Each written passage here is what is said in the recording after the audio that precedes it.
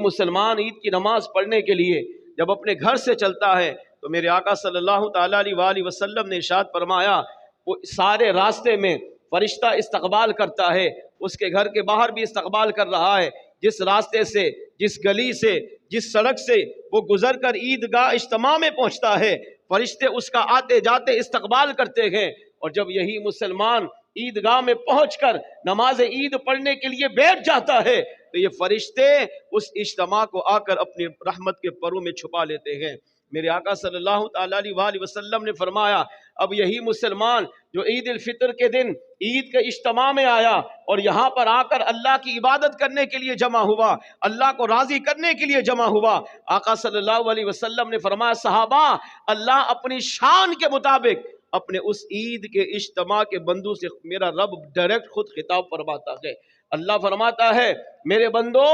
تم نے میری خاطر نمازیں پڑھی، رمضان کے روزے رکھے، تراویاں پڑھی، قرآن پاک کی تلاوت کی، صدقہ خیرات کیا، تم نے رمضان کو مجھے میری عبادت میں گزار کر مجھ سے راضی کرنے کی کوشش کی ہے، آج عید کے اس اجتماع میں تمہیں اپنی رضا کا مجدہ عطا فرما دوں گا۔ میرے آقا صلی اللہ تعالیٰ علیہ وسلم نے ارشاد فرمایا اللہ عید کے اجتماع میں اپنے بندوں سے خطاب فرماتا ہے، اور اللہ کا خطاب کیا ہے؟ میرے آقا صلی اللہ تعالیٰ علیہ وسلم نے ارشاد فرمایا اللہ فرماتا ہے میرے بندے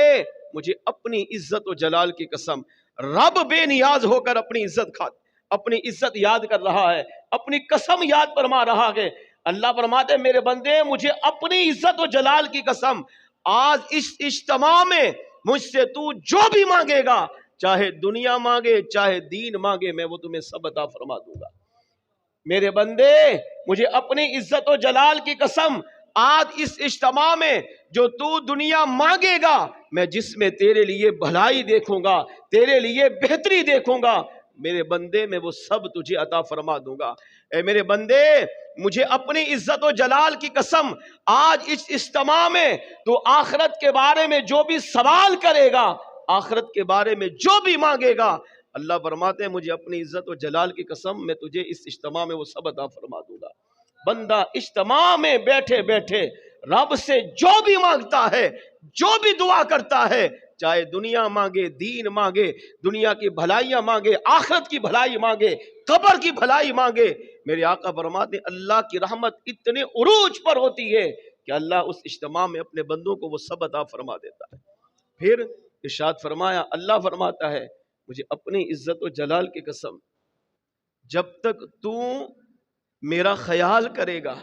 میں بھی تیرا خیال کروں گا، جب تک تو میری بارگاہ میں حاضر ہو کر میرا حیا کرے گا، میری حد سے تجاوز نہیں کرے گا، اللہ فرماتے ہیں تجھے دو انعام دوں گا۔ پہلا تیری پردہ پوشی کروں گا، دنیا میں اگر تجھ سے کبھی گناہ ہو بھی گیا تو میں اپنی رحمت کا ہاتھ بڑھا کر اس پہ پردہ ڈال دوں گا، تجھے دنیا میں ذلیل و رسوا نہیں ہونے دوں گا، اور قیامت کے دن میں تجھے ان خطا کار ان نافرمان لوگوں کی صف میں شامل نہیں کروں گا جنہوں نے دنیا میں میری نافرمانی کر کے مجھ سے اعلان جنگ کیا ہے۔ شرط کیا ہے؟ مجھ سے حیا کر، میری شریعت کا لحاظ کر، اس کی پاسداری کر۔ اللہ فرماتا ہے جب تک تو مجھ سے حیا کرے گا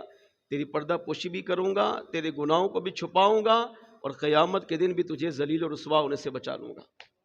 اس اجتماع میں میرے آقا صلی اللہ تعالیٰ علیہ وسلم نے ارشاد فرمایا صحابہ بندہ رب سے جو مانگتا ہے اللہ عطا کرتا ہے، یہاں تک کہ جب اجتماع کا اختتام ہوتا ہے تو کریم رب اپنی شان کے مطابق اپنے بندوں سے خطاب کرتا ہے، فرماتے میرے بندو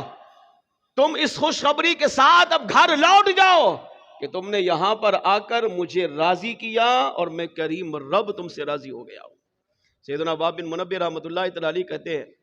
کہ عید کا دن اللہ کی نعمت پانے کا دن ہے، مگر عید کے دن اللہ کا سب سے بڑا دشمن شیطان مکار وہ اپنی پوری کوشش لگا دیتا ہے کہ بندے کو رب کی رحمت سے دور کر دے۔ آپ فرماتے ہیں جب عید کا دن ہوتا ہے مسلمان عید کی نماز پڑھنے کے لیے جا رہے ہوتے ہیں تو شیطان عیدگاہ میں آ کر گیٹ پہ کھڑا ہو کر اپنے آپ کو نوچتا ہے،